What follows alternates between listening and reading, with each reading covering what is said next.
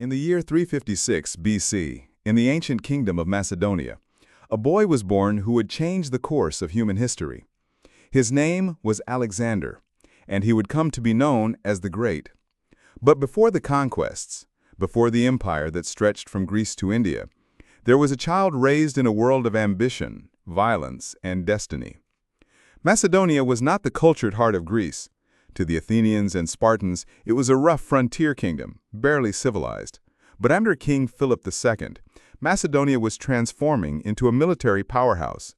Philip had forged the most disciplined army in the ancient world, built around the devastating Macedonian phalanx, a formation of soldiers carrying sarissas, pikes nearly 20 feet long. No army in Greece could stand against it. Alexander grew up in the shadow of his father's ambition. At age 13, he was tutored by none other than Aristotle, the greatest philosopher of the age. For 3 years, Alexander studied science, medicine, philosophy, and literature. But his mind was always drawn to one thing above all: the stories of Achilles and the heroes of the Trojan War. He kept a copy of Homer's Iliad beneath his pillow, and he dreamed of surpassing the deeds of every hero who had come before. At 16, while Philip was away at war, Alexander was left to govern Macedonia. When a Thracian tribe revolted, the young prince crushed the rebellion and founded his first city. At 18, he commanded the cavalry at the Battle of Chaeronea, where Philip defeated the combined forces of Athens and Thebes. Alexander led the decisive charge that shattered the sacred band of Thebes, an elite unit considered unbeatable. But the relationship between father and son was complicated. Philip took a new wife, and Alexander's position as heir was suddenly in question. Tensions exploded at a royal banquet when Philip drew his sword on his own son. The family was torn apart. And then, in 336 BC, Philip was assassinated, stabbed by one of his own bodyguards. Alexander was just 20 years old. The throne of Macedonia and the unfinished war against Persia now belonged to him. Alexander moved with terrifying speed. Within 2 years of taking the throne, he had secured Macedonia, crushed a Greek rebellion that saw the city of Thebes completely destroyed, and crossed the Hellespont into Asia with an army of 47,000 men. He was going to war with the largest empire on earth, the Persian Empire, ruled by King Darius III. The first great battle came at the Granicus River in 334 BC. The Persian governors of Asia Minor assembled their forces along the riverbank, confident that the crossing would be impossible. Alexander charged across the river at the head of his companion cavalry.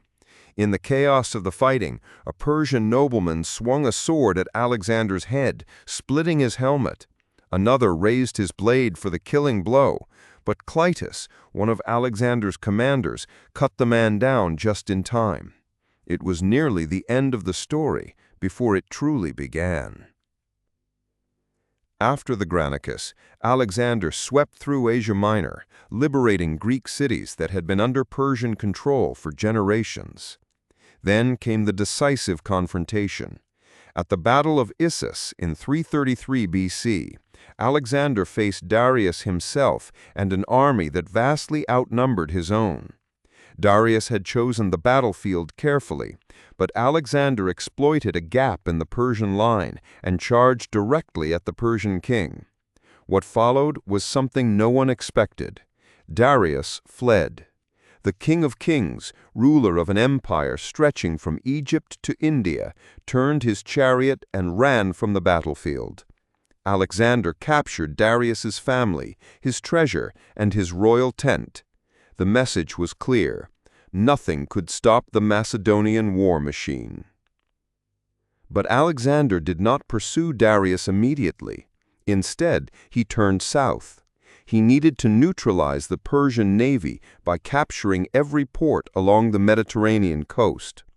The siege of Tyre in 332 BC was one of the most remarkable military operations in ancient history. The city sat on an island half a mile from shore, protected by walls 150 feet high. Alexander built a causeway across the sea itself, and after 7 brutal months, the city fell. From Tyre, Alexander marched into Egypt. The Egyptians, who had long chafed under Persian rule, welcomed him as a liberator. At the oracle of Siwa in the western desert, the priests reportedly declared Alexander the son of the god Amun. Whether Alexander truly believed he was divine, the visit to Siwa marked a turning point. From this moment forward, something changed in the young king. He founded the city of Alexandria on the Mediterranean coast, a city that would become one of the greatest centers of learning and culture in the ancient world, and that still bears his name today. In 331 BC, Alexander finally turned east to face Darius for the last time. The two armies met at Gaugamela in what is now northern Iraq. Darius had assembled an enormous force, perhaps 200,000 men, war elephants, and scythed chariots designed to cut through infantry formations. Alexander had around 47,000 soldiers. The battle began at dawn. Darius unleashed his chariots, but Alexander's troops had been trained to simply open their ranks and let the chariots pass through harmlessly.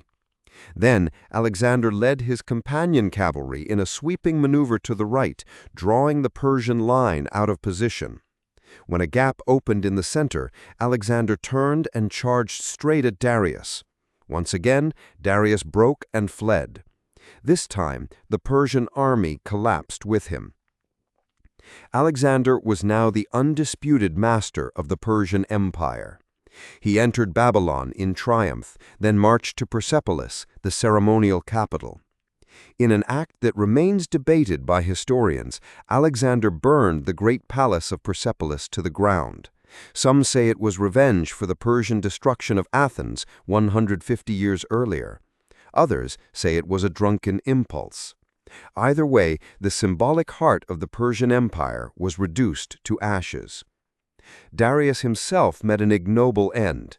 Fleeing eastward, he was betrayed and murdered by his own general, Bessus. When Alexander found the body, he reportedly covered it with his own cloak and ordered a royal burial. The last king of Persia was dead, and Alexander stood alone as Lord of Asia. But Alexander was not satisfied. Beyond Persia lay Central Asia, and beyond that, India, the edge of the known world. The campaigns that followed would push his army to the breaking point. In the mountains of modern Afghanistan and Uzbekistan, Alexander fought a brutal guerrilla war against local warlords. The fighting here was unlike anything in Greece or Persia.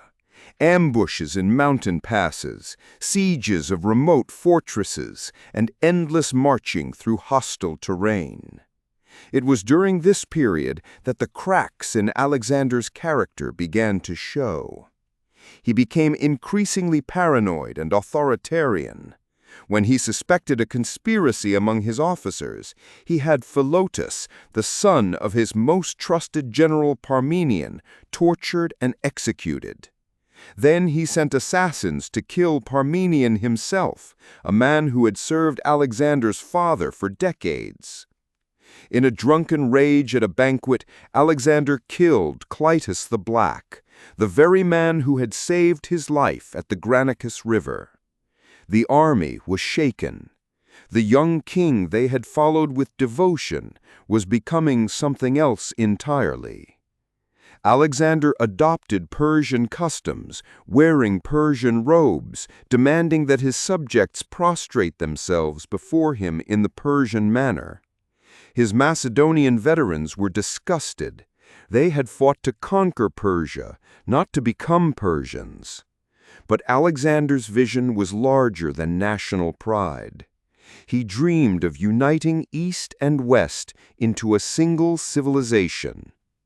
In 326 BC, Alexander crossed the Indus River and entered India. At the Battle of the Hydaspes, he faced King Porus and an army of war elephants. It was one of the hardest battles of his career. Alexander won, but the cost was high, and his soldiers had finally reached their limit. When Alexander announced his intention to push further east, toward the Ganges River and the vast kingdoms beyond, his army refused.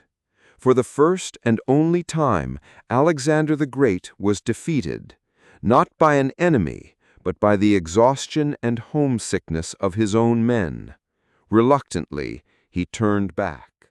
The return journey was a disaster. Alexander chose to march his army through the Gedrosian desert in what is now southern Pakistan and Iran. It was one of the most inhospitable places on earth. Temperatures soared, water ran out, soldiers collapsed and died in the sand by the thousands. Some historians estimate that Alexander lost more men in the Gedrosian desert than in all his battles combined. Why he chose this route remains a mystery, perhaps to match the legendary suffering of earlier conquerors, or perhaps simple miscalculation. When Alexander finally returned to Babylon, he found his empire in disarray. Governors he had appointed had become corrupt or rebellious. He executed several of them and set about reorganizing the empire. He planned new campaigns against Arabia, against Carthage, perhaps even against Rome. He began integrating Persian and Macedonian institutions, arranging mass marriages between his soldiers and Persian women. He was building something no one had ever attempted, a truly multicultural empire. But time was running out. In June 323 BC, after a night of heavy drinking, Alexander fell ill with a fever. Over the next 11 days, the fever grew worse. He could barely speak. His generals filed past his bed, and he acknowledged each one with a slight movement of his eyes. When asked to whom he left his empire, his answer, according to legend, was, "To the strongest." On June 10th or 11th, 323 BC, Alexander the Great died. He was 32 years old. In just 13 years of campaigning, he had conquered the largest empire the world had ever seen, stretching from Greece to the borders of India, encompassing Egypt, Persia, and Central Asia. But his empire did not survive him. Within hours of his death, his generals began fighting over the spoils. The wars of the Diadochi, the successors, tore the empire apart. Ptolemy took Egypt, Seleucus claimed Persia and Mesopotamia, Antigonus fought for Asia Minor and Greece. The united empire Alexander had built fractured into rival kingdoms that would war with each other for generations. Alexander conquered the world, but he could not hold it together. His empire was built on the force of one extraordinary personality, and when that personality was gone, there was nothing to keep it whole. He had changed the world forever, spreading Greek culture across 3 continents, founding cities that endure to this day, and creating a legacy that would inspire conquerors, kings, and dreamers for over 2,000 years. But in the end, even the greatest empire in history was as mortal as the man who built it.